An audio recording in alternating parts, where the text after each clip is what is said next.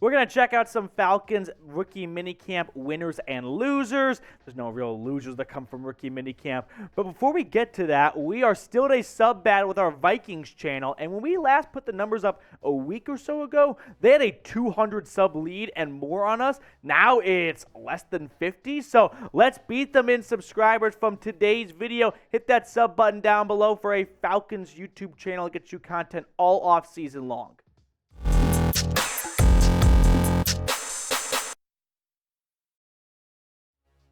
Coming up on today's show, we're going to run through some winners and losers. We have fun with it coming out of Rookie Minicamp. It's really just another way to let you guys know everything that happened at Flowery Branch from the Falcons Rookie Minicamp. But we also have a lot of fun with the losers portion of the show. So welcome into Falcons Today by Chat Sports. Matthew Peterson here. Happy you are with us. And let's start off with our first winner. It is the number 8 pick, Bijan Robinson. Yeah, he was a big-time winner from the Falcons Rookie Minicamp. The first time Arthur Smith got to see him suit up in a Falcons uniform. Bijan's agility was on full display. I mean, if you talk to anyone who was boots on the ground over at Rookie Minicamp, Bijan was a big winner. He stood out in a great way.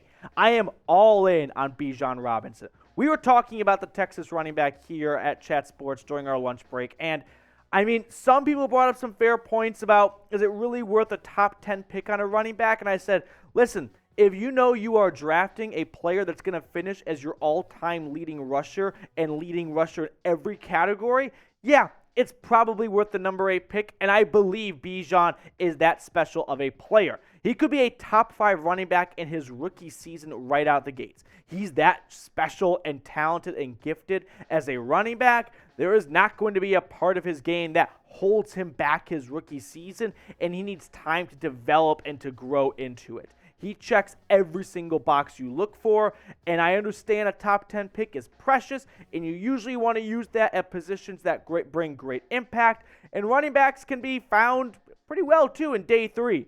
But Bijan, he's no Tyler Algier. I mean, he is going to go down as an all-time Falcon legend when it's all said and done. Last year for UT, 258 carries, which turned into 1,580 yards. That's an average of 6.1 yards per carry and 18 touchdowns. And that was just on the ground. Through the air, very special player as well. He can pass block. He is a very technically sound player altogether. Bijan, big-time winner from Falcons Rookie Minicamp.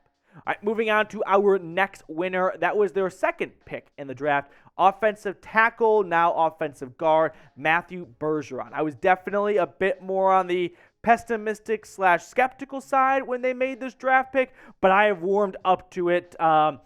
Bergeron's athleticism really jumped out to those people that were there at Falcons Rookie Minicamp. Again, he was a left tackle at Syracuse. The plan is to move him to guard. Rumor was a lot of teams were looking at him during the draft. I mean, the Cowboys almost took him in the first round. They went Mozzie Smith instead, and Atlanta definitely felt they had to move up to get him. And now this offensive line was already a top 10 offensive line last year, and closer to 1 than 10, is a lot closer to being a top 5 offensive line now. Now, here's what Torrey McElhaney said on Matthew Bergeron. The first thing that struck me about the Falcons' second-round draft pick was how athletic his build is. He's a big dude, don't get me wrong, but he doesn't carry his weight like I thought he would. He's leaner than I thought. Has a flexibility and agility that I don't think I was expecting for someone the Falcons are planning on moving inside to guard. So with that being said, and a lot of optimism about this Falcons offensive line, that's going to be just flipping pancakes for Bijan Robinson. Which rookie are you most excited for? Bijan's an easy answer to give. I kind of like Clark Phillips, the 4th-round pick out of Utah, though. He had some difficulties with the humidity down in ATL, but let me know what rookie you are most excited for. Moving on to our next winner from Rookie Minicamp, we're going to go with Zach Harrison, the edge rusher they got in round number 3 out of Ohio State. So Zach Harrison is one of those has all the traits players, but doesn't have the production that actually matches it. So it's going to be up to Ryan Nielsen to take that mold and to carve it into a productive defensive end. His length really stood out. That was definitely a word that jumped out to me when reading about and listening about the rookie minicamp for Atlanta. He has the traits, like I said. He's got the great size combination. The speed is not necessarily there, and that's kind of why he's a third-round edge rusher, not a second or maybe even a late first. But if Nielsen can mold this guy into a productive, I'm not even saying a 10-sack player, but give me 5 to 8 sacks as a rotational defensive end or outside linebacker, I can get behind it. Here's what Torrey said on the former Ohio State Buckeye. There is nothing quite so obvious as Harrison's length. Anytime I spoke to a coach or scout about Harrison in recent weeks, they always started by commenting on his length, followed by that word, obviously. And now that I've seen him in person, his length is exactly that, obvious. Harrison could be a massive hit for Atlanta because they went a bit skinny in terms of edge rushers during free agency. They added some guys like Onyemata and Campbell and Ellis, but they really did not add any edge rushers that are going to be on this team for the next 3, 4, or 5 seasons. So if he can take that frame, right, that length, which is great to see coming off the edge, and Nielsen can turn that into actual production and sacks, boom. This could be a hit that the Falcons really hit on, or a pick the Falcons really hit on in round number 3. Let's check out our 4th winner from Rookie Minicamp. I'm going to go with a late pick, Jovaughn Gwyn. Okay, let's talk about the offensive tackle that they got from, I believe, South Carolina. So Jovaughn Gwyn was picked in round number 7, right after the Alabama safety Helms, and he could be in play for the starting center role. Drew Dahlman last year started pretty much every game for Atlanta at the center position. He looked good.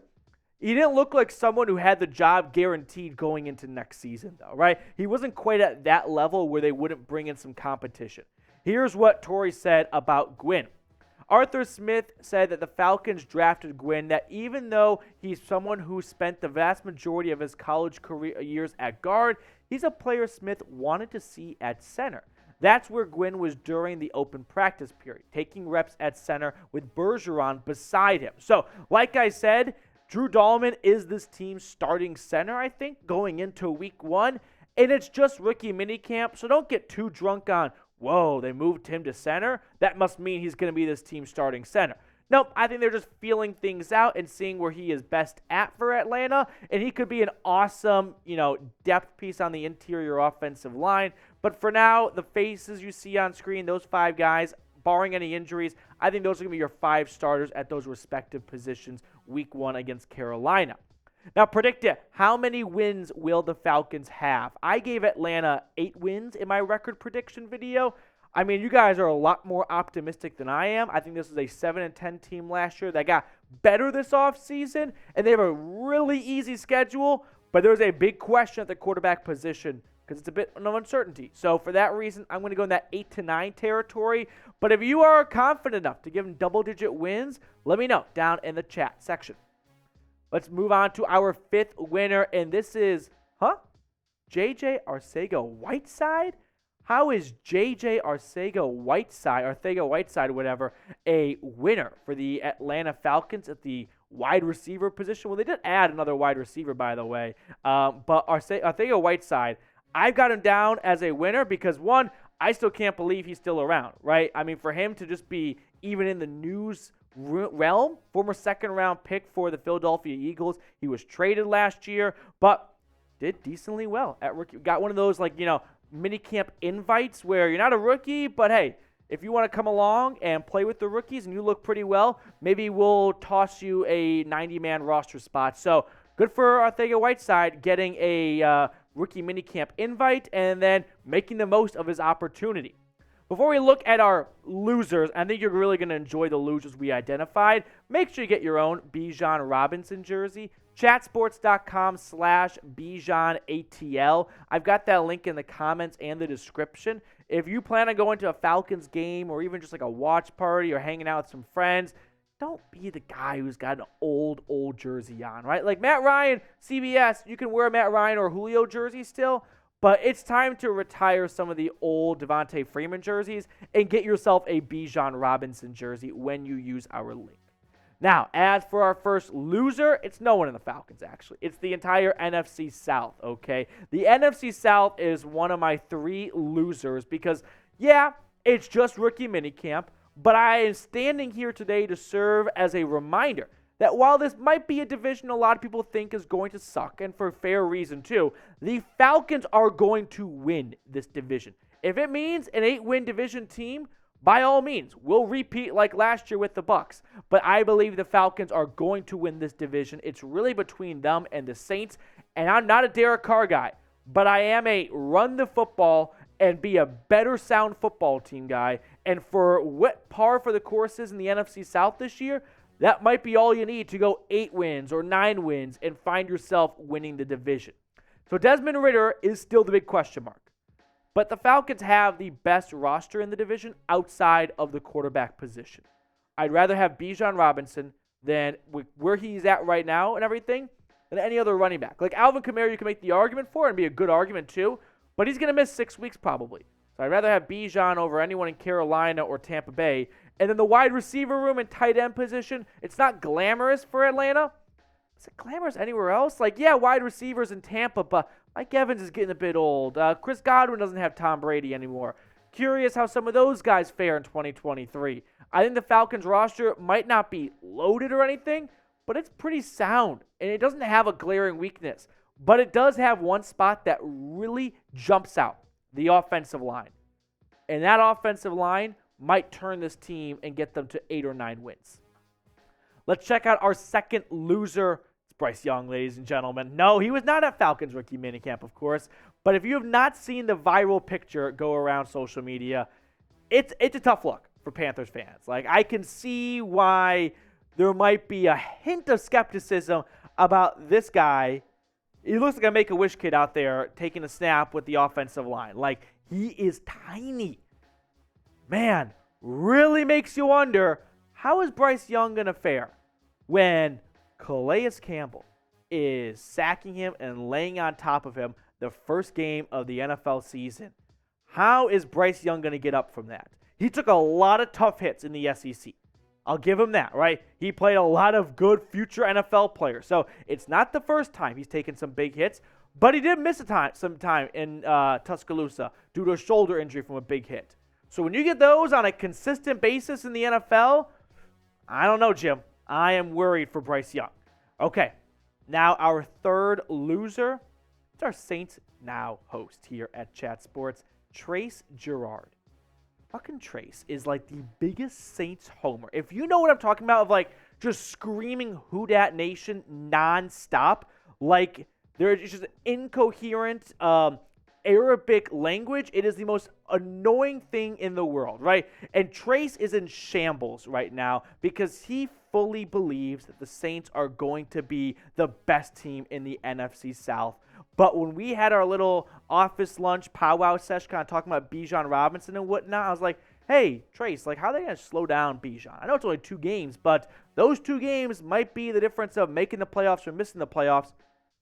He was all shoulders. He had no good answers. So for that reason, I cannot wait for this season to start. Very excited to see how Arthur Smith coaches this team. He's got a young quarterback in Desmond Ridder. So how is he going to get the, best out of Desmond Ridder? It's probably going to be leaning on the ground game. So I don't think this is necessarily a 10, 11, 12-win team, but this team got better from last year, and they showed a lot of promise during the middle portion of the 2022 season. So if they can finish it off and not flame out like they did last year at the end, they're going to be right there in the playoff race. Now, some quick news items to hit on before we let you guys go. The Falcons did make 2 signings. Slade Bolden, the wide receiver from Alabama. He was a UDFA last year, went to Baltimore, got a sports hernia injury, was ultimately released because of that. And then Lucas Dennis, a former safety from Boston College, was briefly with the Bucs last year. So those 2 guys were added to the 90-man roster. They're going to compete for a 53-man, but more like a practice squad spot. So don't think those are major signings right there. Maybe Slade Bolden could make some moves just because the wide receiver room is a bit thin, but I think these are practice squad guys at best. Now, if you made it to the end of our entire video, type real one down below in the chat, because if you are a real one, then you watch all the way through. So thank you so much for tuning in and hanging out all the way to the end of the show.